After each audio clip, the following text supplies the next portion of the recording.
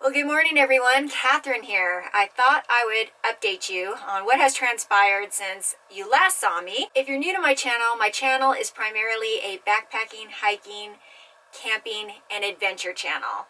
I recently purchased a rig, which is a Chevy Silverado 2500 HD with a Lance Light 825 slide-in truck camper. My last video was a tour of my rig, so if you want to go back and check out that video, feel free to do so. This rig is going to get me on all of my adventures. I'm really excited. About 3 weeks ago, I gave notice at my job, and my last day of work was April 30th, and I quit my job to hit the road full time. I also have another video that talks a little bit more about that. That's my big announcement video, so if you want to go back and check that out, feel free to do so. So, let me tell you what has transpired since I last saw you. I officially hit the road 4 days ago. This is my 4th day on the road, and everything was going smooth in the beginning. I took off on day 1. My family saw me off. They drove about 100 miles out of town to see me off. It was a little bit melancholy saying goodbye to my family, but I know it's not goodbye, it's just goodbye for now. My first stop was Las Vegas, and I visited some friends there in town, and I wound up staying at a beautiful piece of BLM land just off of Lake Mead. It was very pretty. I woke up to some really gorgeous views.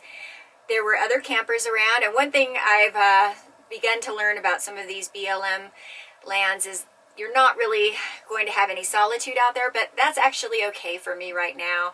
I don't mind having other people around, especially right now in the beginning. So night 1 went off without a hitch, and I woke up very excited to begin day 2. As I drove to my next destination, the first part of the journey was fine. However, once I started getting into a mountainous area where I was ascending a lot, there was lots of curves and twists and turns and descending and ascending, I began to hear some not so pleasant noises coming from my truck. It sounded like it was coming from the steering column, like the power steering. Whenever I turned, it was definitely more prevalent, and yes, it was very concerning. I kind of just hoped it would go away, but that wasn't the case. Thankfully, I made it to my destination town, which is a very small town. There isn't a whole lot here, and the only garage in town was closed. I went ahead and headed out to some BLM land outside of town. I made it there, but when I got there, the sound was just getting worse. I did have cell service, so I reached out to my sister's fiance, who happens to be my mechanic, and I want to thank him very much. Thank you, Chris.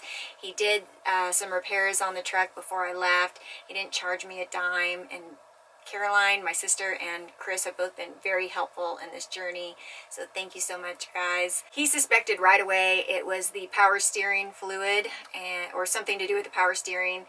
I had to wait until morning to check under the hood because it was raining when I got to town, and it was getting dark. The following morning, which was day 3 on the road, I went ahead and got under the hood and opened up the power steering pump and saw that it was bone dry. Looks like it's completely empty. So yeah, that could definitely be a problem. No power steering fluid in there whatsoever. I was a little bit concerned about driving it in that condition, but I went ahead and drove into town and got to the garage, and sure enough, yes, it was the power steering fluid. We went ahead and filled it up. As soon as we got the fluid in and got the air out of the system, the noise was gone. However, the fluid was pouring out just as quickly as we were pouring it in. So we had a leak. The mechanic there was able to determine where the leak was coming from, and it was coming from a hose. Unfortunately, the hose is actually part of the power steering pump, so he had to order a power steering pump. Again, it's a very small town, so he didn't have one in stock. He asked if I'd be here for a couple of days, and I had planned on being here a couple of days because I planned on doing a backpacking trip in the area, which I will still be doing, by the way. I hope to start that on Sunday. It's going to be a really awesome trip. and today is Thursday, so that's just a few days away. The weather has been very unsettled here, so it's actually a good thing I'm waiting. So he suggested I not drive, and I went ahead and got a campsite right in town, and that's where I am right now. I had really hoped the next video I was going to bring you would be an adventure video or me on some beautiful hike, but these are my circumstances. I knew that there would be potential issues on the road with vehicles and whatnot, but I didn't know it would be so soon. Not on day 3. I guess it was a really good test for me to see how I would handle a situation like this, and I'm really proud of how I handled it. I didn't panic. I'm actually spending some time getting under the hood of my truck and getting to know my vehicle, which is not in character for me. And thankfully, it's just a little hiccup, and it's not going to cost too much.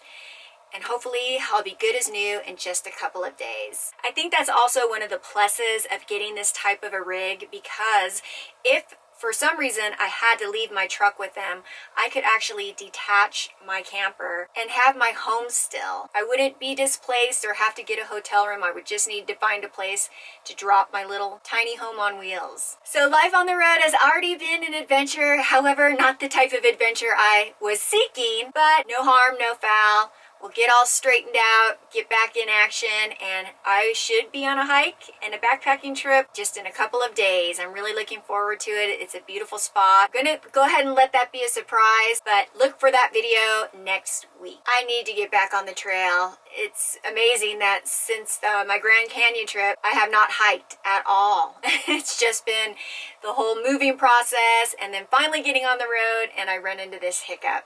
I'm dying to get on the trail, and I actually just want to spend some time away from the rig and my computer and my phone and just get into nature. It's something that I really need at this point, but I know that I'll have plenty of time to do that. Look for plenty of adventure videos once we get back up and rolling, and I do want to show you my camps as well. I do have a series of car camping videos.